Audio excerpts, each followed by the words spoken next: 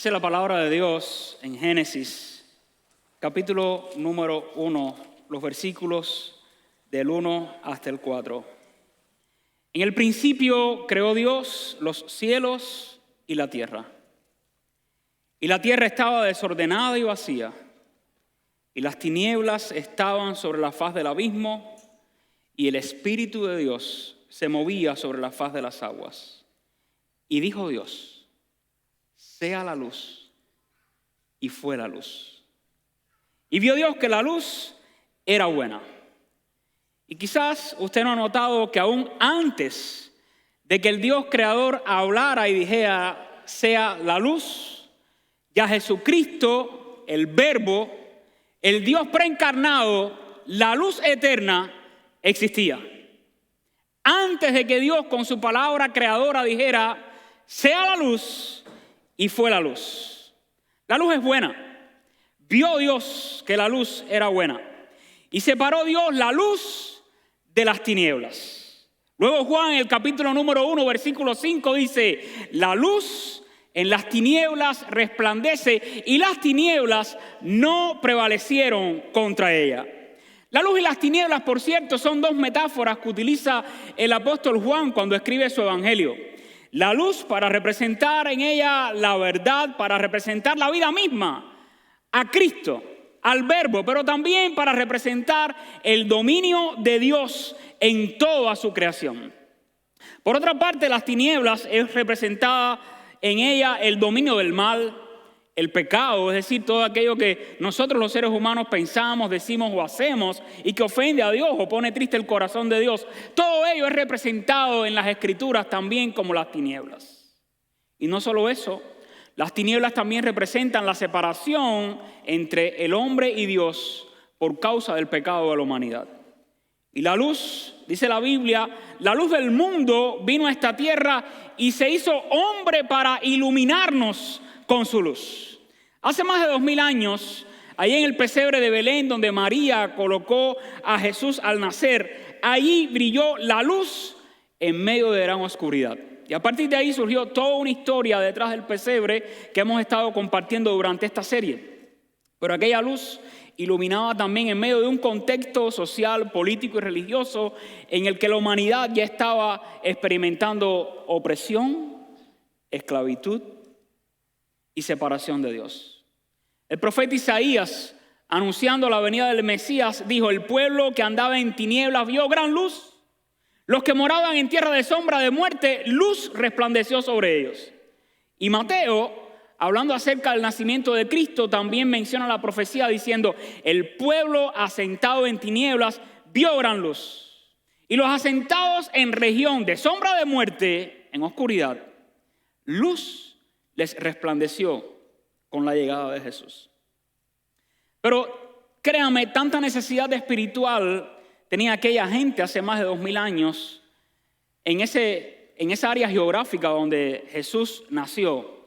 Tanta opresión y esclavitud espiritual sufrían tanto judíos como gentiles de aquella época, como también estamos experimentando los humanos de la era posmoderna en la actualidad.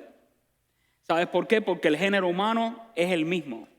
Se vista diferente hoy, hablemos otro idioma o estemos ubicados en otra región geográfica, los seres humanos de aquella época y nosotros hoy padecemos las mismas necesidades espirituales. Y aquellos que no conocen a Jesús sufren también la separación espiritual entre Dios y ellos.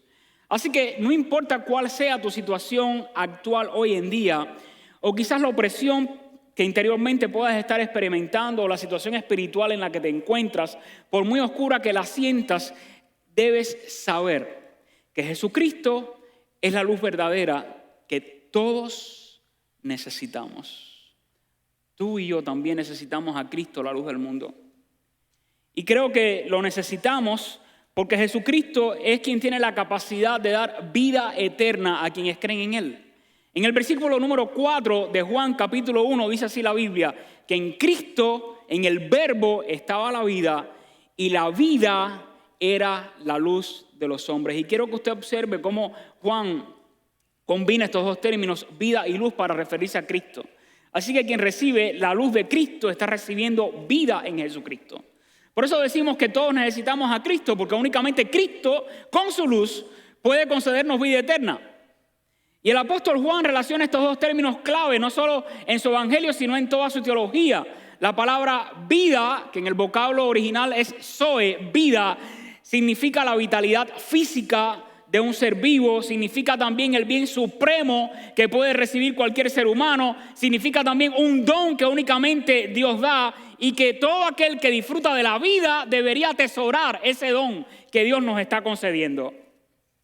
Pero esa noción de vida en la mentalidad judía, para quien también Juan está escribiendo, judíos y griegos y gentiles de aquella época, significaba también disfrutar no solo la vida como un bien supremo, sino la bendición de Dios de manera integral en la vida de quienes recibían esa vida. Así que Juan, en otras palabras, está diciendo la esencia de la vida es Cristo, y es Él quien da vida a todos aquellos que vienen a Él. De hecho, Jesucristo, mirando esa realidad, dijo: yo soy la resurrección y la vida.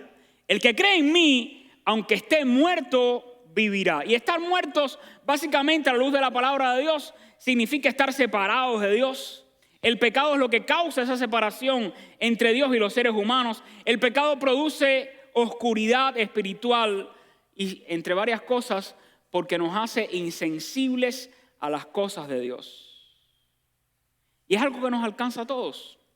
Romanos 3:23 dice: por cuanto todos, hablando del género humano, por cuanto todos pecaron, están separados, destituidos de la gloria de Dios. Pero Jesucristo vino a este mundo para iluminarnos, porque Él tiene la capacidad de dar vida eterna incluso a todo aquel que está muerto espiritualmente. Jesucristo entonces no es una luz más. Su luz es la vida que Él quiere dar a todo aquel que cree en Él.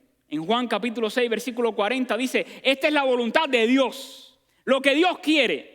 Dios que me ha enviado, dice Cristo, que todo aquel que ve al Hijo y cree en Él y deposita su confianza en Él, tenga vida eterna. Y dice Cristo: yo le resucitaré en el día postrero. Luego más adelante en el propio Evangelio de Juan, capítulo 12, versículo 46, dice Cristo: yo, la luz, he venido al mundo para que todo aquel que cree en mí no permanezca en tinieblas. Así que la opresión espiritual que puedes estar experimentando por causa del pecado o por causa de pensamientos que te esclavizan o vicios que llenan tu vida de mucho más vacío espiritual del que ya tienes, todo eso puede ser erradicado en tu vida. Es lo que la Biblia llama tinieblas, y puede ser sacado de tu vida si crees en Jesucristo. En Juan capítulo 20, versículo 31, el evangelista concluye su evangelio diciendo: todas estas cosas que les he escrito acerca del verbo, acerca de la luz, acerca de la vida, se las he escrito para que crean finalmente que Jesucristo es el Salvador, el Hijo de Dios, y para que creyendo en Él tengan vida en su nombre. Escuche usted cómo el propio Juan, inspirado por el Espíritu Santo, relaciona el término luz con vida. Si recibes la luz de Cristo, es recibir a Cristo, y ello conlleva que Cristo te otorga vida eterna. Por eso lo necesitas, porque quien único tiene capacidad de vida eterna se llama Jesucristo. En segundo lugar, todos necesitamos de Cristo la luz eterna, porque Él tiene la capacidad de disipar todas las tinieblas. En el versículo 5 del mismo capítulo 1 de Juan dice: la luz en las tinieblas resplandece.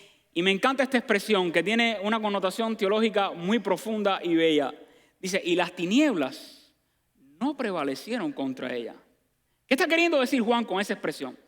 Que cuando la luz del mundo llegó a este mundo y Jesucristo se hizo carne y habitó entre nosotros, Él como luz, ninguna tiniebla pudo prevalecer contra Él. Permítame describirles un poquito acerca del contexto social, político y religioso de aquella época, que hacía que el ambiente se tornara muy oscuro para la gente que vio a Cristo y que recibió la luz en Él. Primero, experimentaban una presión política y social. En aquel momento, los judíos que vieron a Cristo nacer y crecer y vieron su ministerio, estaban bajo la opresión del Imperio Romano.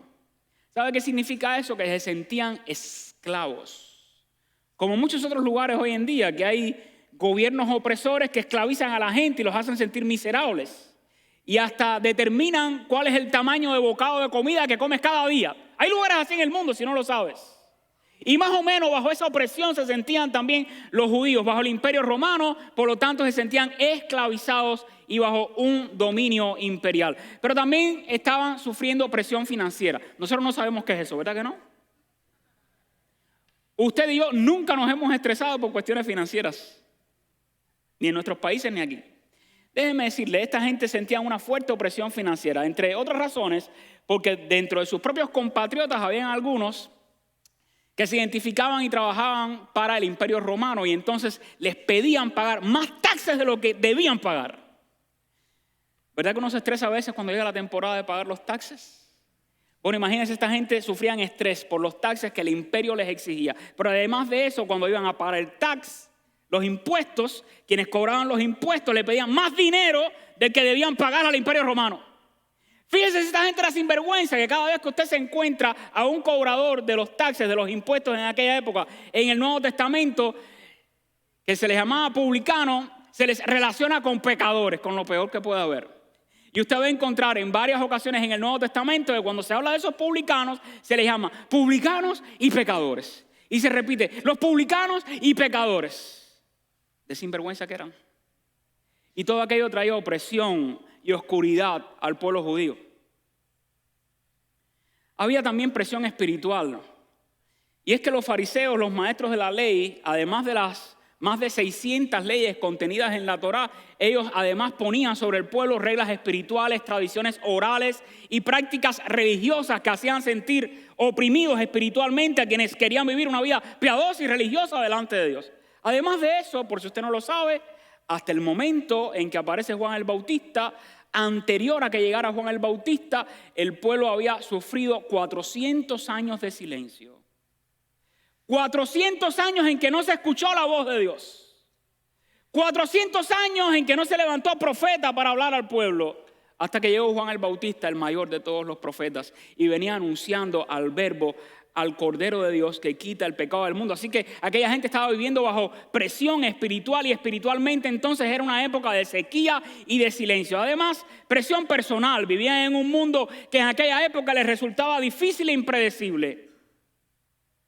Sentían que tenían que cumplir con las más altas exigencias a nivel religioso, a nivel personal, a nivel social, a nivel político. Y cuando esto ocurre, cuando un ser humano se siente bajo alta presión, nos vemos tentados entonces a exhibir una perfección que nos ahoga en oscuridad. ¿Alguna vez ha sentido usted el estrés cuando sientes o te dejan saber que no tan solo tienes que ser un buen esposo, sino un esposo perfecto?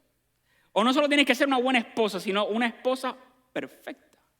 Y llegan los hijos y entonces la presión de la sociedad y de la familia y de todo te hace sentir que no solo debes ser una buena madre o un buen padre, sino trata de ser un padre perfecto. O si tienes tus padres, trata de ser un hijo perfecto. Y si vives en determinada sociedad, trata de ser un buen ciudadano. No solo un buen ciudadano, un ciudadano perfecto que cumpla con las leyes del país. Que pague los taxes todas las veces que tengan que ser pagados. Alguien que no viole ninguna de las leyes. Y se espera también que administremos, no solo de buena manera, sino con mucho cuidado, nuestras finanzas. Y todo eso va creando presión sobre uno. Hay determinado nivel de presión que es saludable. Por ejemplo, cuando uno estudia, bajo determinado nivel de presión, usted puede convertirse en un buen estudiante. Pero es malo el exceso de ella. Así que entonces usted y yo podemos entender las presiones que estaba experimentando aquel pueblo judío en el momento en que Juan el Evangelista escribe este evangelio. Vivir bajo constantes presiones los estaba desgastando y agobiando. ¿No te has sentido tú así? Que sientes la presión de todo el mundo sobre ti y te sientes agobiado, desgastado. Ellos se sentían así. Y sin duda, a mayor grado de presión, mayor estrés. Y algo que puede causar demasiada presión sobre uno a nivel laboral o familiar o hasta religioso es la culpa. Porque no estás satisfaciendo las expectativas de todo el que espera lo mejor y lo máximo de ti. Y las presiones fuertes saben que logran que los ambientes se tornen oscuros. Y la presión hoy en día en nuestra sociedad se ha normalizado. Existen determinados niveles de presión que pudiéramos considerar normales o hasta necesarios en algunas circunstancias de la vida. Pero la realidad es que vivir bajo constante presión es vivir en esclavitud y en oscuridad. Y esta gente se sentía así. Las tinieblas son una imagen que ilustran o representan nuestra separación de Dios y el pecado como la causa de esta separación. Todo aquel que vive en tinieblas anda también en tinieblas. Y para ser iluminado con la luz de Cristo debes venir a Él tal y como estás. Hay gente que piensa que para venir a Cristo tienen que lucir como cristianos. Tienen que cumplir todas las exigencias que quizás alguien les ha dicho que tienen que cumplir. Para venir a Cristo, ven como estás. Cristo quiere iluminar en medio de tu oscuridad, por oscuro que luzca tu mundo interior. Cristo lo puede iluminar y lo puede transformar. No intentes apagar la oscuridad por ti mismo. Así que ven a Jesucristo hoy tal y como estás, tal y como eres. Él es la luz que ilumina, que cambia y que transforma. En 1 Juan 1:5 dice, este es el mensaje que hemos oído de Él y os anunciamos. Dios es luz y no hay ninguna tinieblas en Él. Por eso puede eliminar cualquier oscuridad en tu vida y puede disiparla. Cuando Juan decía las tinieblas no prevalecieron contra Él, el momento más oscuro que jamás haya vivido la humanidad se describe en Mateo 27:45. La Biblia nos dice que era el momento en el que Cristo estaba crucificado en la cruz del Calvario. Era el momento en el que Cristo estaba cargando sobre sí con el pecado de toda la humanidad. Y dice la Biblia, literalmente, hubo tinieblas sobre toda la tierra. Fue el momento más oscuro de la historia humana. Fue el momento en que Cristo sintió sobre sí el peso del pecado de la humanidad. Y en el Calvario dice la Biblia que Cristo mismo se hizo pecado por nosotros, por ti y por mí. Y las tinieblas en ese momento representaban el juicio de Dios sobre los pecadores, la separación de la humanidad por causa del pecado. Y por un momento parecía que las tinieblas habían extinguido a la luz del mundo. Luego el silencio de la muerte cubrió el sepulcro de Cristo. Pero Juan dice en Juan 1:5, la luz en las tinieblas resplandece y las tinieblas no prevalecieron contra ella. Que no prevalecieron significa que no la vencieron y que no la apagaron. ¿Sabes por qué? Porque la luz de Cristo no puede ser extinguida. Las tinieblas intentaron atrapar a la luz en la tumba, pero fallaron. El pecado y la muerte no pudieron contener a Cristo en la tumba porque dice la Biblia que Él resucitó entre los muertos al tercer día. Así que la resurrección de Jesús es la prueba definitiva de que la luz verdadera es invencible. Cristo salió de la tumba no solo vivo, sino como la fuente de luz que ahora ilumina a todo aquel que cree en Él. Y por último, Jesucristo es la luz eterna que todos necesitamos porque tiene la capacidad de iluminar a todos, no a algunos, a todos con su luz. El versículo 9 dice, aquella luz verdadera que alumbra a todo hombre venía a este mundo. Así que todos los seres humanos sin excepción necesitamos tres elementos básicos. Quiero que piensen en ellos, el agua, la comida, la luz. Y Jesucristo menciona estos tres elementos para dar a entender que en medio de la más precaria y básica necesidad del ser humano, quien mejor puede satisfacer al ser humano es Él mismo. De tal manera que dijo, Jesús respondió y le dijo, cualquiera que bebiere de esta agua volverá a tener sed, mas el que bebiere del agua que yo le daré no tendrá sed jamás, sino que el agua que yo le daré será en él una fuente de agua que salte para vida eterna. Y una mujer pecadora, muy pecadora, no les voy a contar todos los detalles de ella, le dijo, Señor, dame de esa agua, para que yo no tenga sed ni venga aquí a sacarla. Luego, mirando una multitud hambrienta y queriendo ellos ser alimentados una vez más por Cristo, Jesús dijo, yo soy el pan de vida. Y el pan de Dios es aquel que descendió del cielo y da vida al mundo. Y los hambrientos le dijeron, Señor, danos siempre ese pan. Jesús les dijo, yo soy el pan de vida. El que a mí viene nunca tendrá hambre y en quien en mí cree no tendrá sed jamás. Agua, comida y luz. Y porque sabía que el ser humano necesita la luz, Jesús dijo, yo soy la luz del mundo, el que me sigue no andará en tinieblas, sino que tendrá la luz de la vida. Así que la salvación que Jesucristo puede dar, la ofrece al mundo porque Él tiene la capacidad de salvar a todos los que creen en Él. Juan 1:29 dice, el siguiente día vio Juan a Jesús que venía a Él y le dijo, he aquí el Cordero de Dios que quita el pecado del mundo. ¿Sabes qué? El pecado nos alcanza a todos. El pecado nos condena a todos. De hecho, todos ya nacimos condenados en nuestros delitos y pecados, pero Jesucristo vino para resolver el problema universal del pecado. El pecado es un problema universal, por lo tanto, Dios tenía que dar una solución universal. Y así lo declara Romanos 5:18. Así que como por la transgresión de uno vino la condenación de todos los hombres, de la misma manera, por la justicia de uno vino a todos los hombres la justificación de vida. Todos necesitamos un Salvador. Todos, tú y yo, necesitamos ser iluminados con la luz de Cristo. Él vino para iluminarte, para salvarte. Puede rescatarte de tu condición de pecado y de oscuridad. De hecho, la Biblia dice, no envió Dios a su Hijo al mundo para condenar al mundo, sino para que el mundo sea salvo por él. Yo quiero invitarte a, como aquella mujer sedienta le dijo a Jesús, Señor, dame esa agua. Y como aquella multitud de hombres hambrientos dijo a Jesús, Señor, danos siempre este pan. Y como parte del mundo en tinieblas, tú y yo pudiéramos decir hoy, Señor, ilumínanos con tu luz, con la luz verdadera, Jesucristo. Cuando es Navidad, generalmente todos nosotros recibimos una invitación. Porque en esta época abundan las fiestas, las reuniones familiares. Hoy yo tengo también una invitación. Por cierto, trae tu nombre. Tu nombre está escrito aquí, el tuyo. Y cuando abrimos la invitación, en ella encontramos las palabras de Jesús, donde dice, yo soy la luz del mundo. El que me sigue no andará en tinieblas, sino que tendrá la luz de la vida. Firma Jesús. Pero al final vienen unas letras, RSVP, RSVP. Es una expresión francesa que significa, por favor, responde pronto. Y es que en nuestra cultura generalmente esas invitaciones se acompañan al final con esas siglas para quienes están preparando el banquete, reservar un lugar, reservar tu comida y saber que vas a venir. Esa parte no la puedo hacer yo. Esa parte te toca a ti. ¿Cómo vas a responderle a Jesús? Si tú sientes que estás viviendo en oscuridad y en esta tarde tú quieres recibir a Jesús, la luz del mundo, te invito por favor a que cierres tus ojos. Cierra tus ojos. No quiero que nada te distraiga. Y si en lo más profundo de tu ser tú sientes la necesidad de pedirle hoy perdón a Dios por tus pecados y recibir a Cristo en tu vida para que Él te salve y te dé vida eterna, te invito a que en silencio hagas conmigo esta oración. Dios, te doy gracias por tu amor.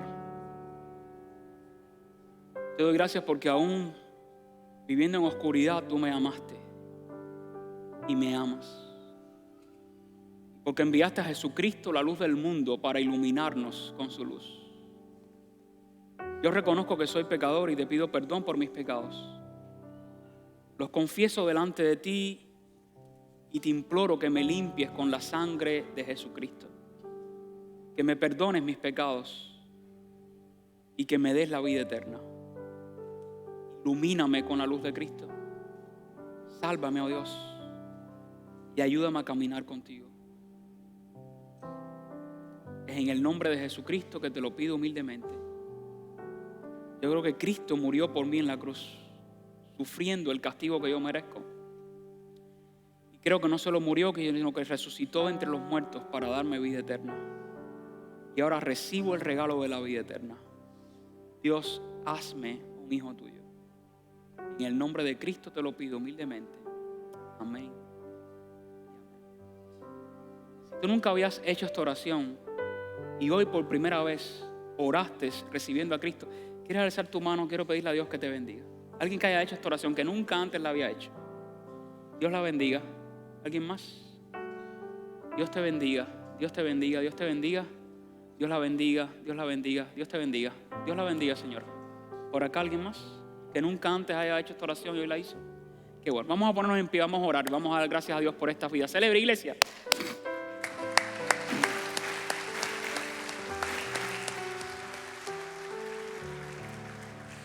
Padre, te doy gracias porque tu palabra ha sido proclamada y Cristo ha sido presentado. Te doy gracias por las personas que de todo corazón oraron pidiéndote perdón por sus pecados y arrepintiéndose delante de ti.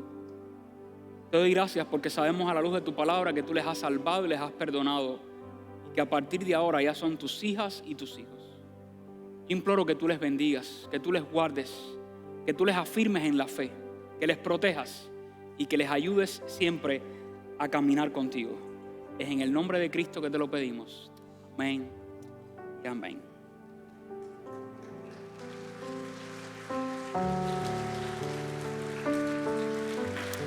Vamos a pasar un momento bien hermoso y solemne. Es el momento del encendido de las velas.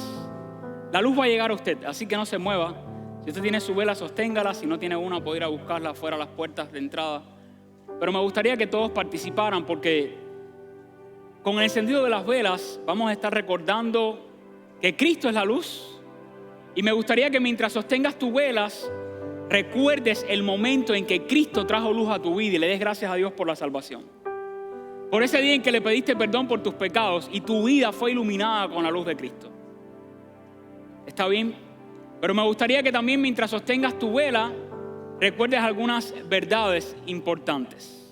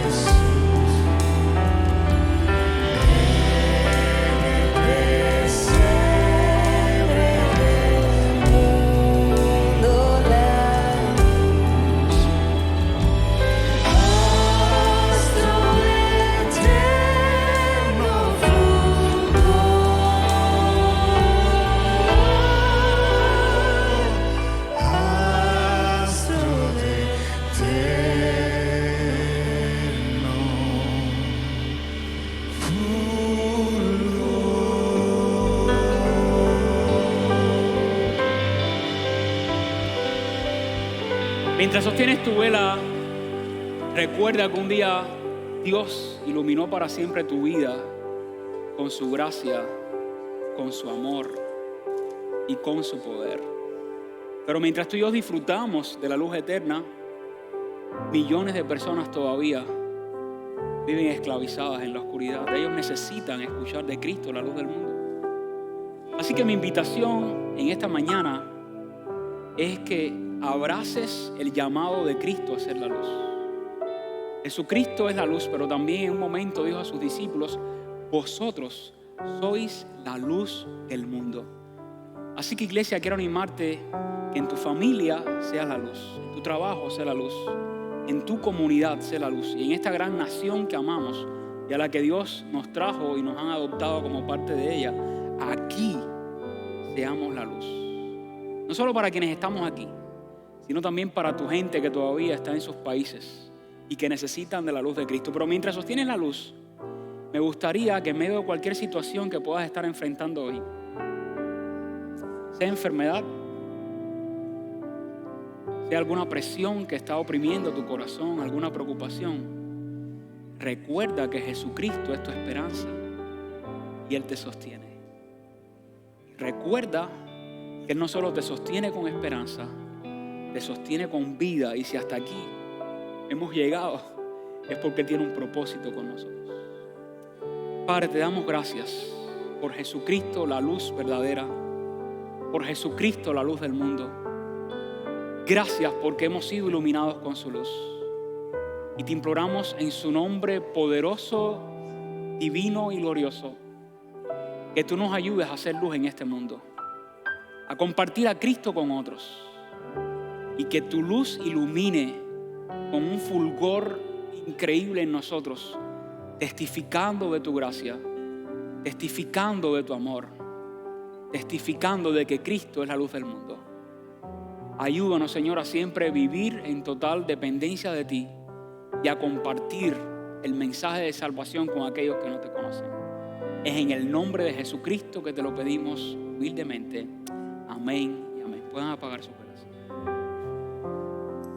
Quiero anunciar que ahora vamos a terminar con un tiempo de refrigerio y de compañerismo. A la salida, cuando usted sale, si usted es invitado por primera vez, recuerde por favor ir a la mesa del frente para buscar sus regalos. Pero también en estaciones donde hay café, galletas y dulces, y queremos que ustedes compartan. Quienes trajeron niños pueden ir a buscarlos y regresar a disfrutar ese refrigerio. Y nos vemos el próximo domingo a las 11 para el tiempo de oración. Dios te bendiga. Feliz Navidad. Felicita a otros.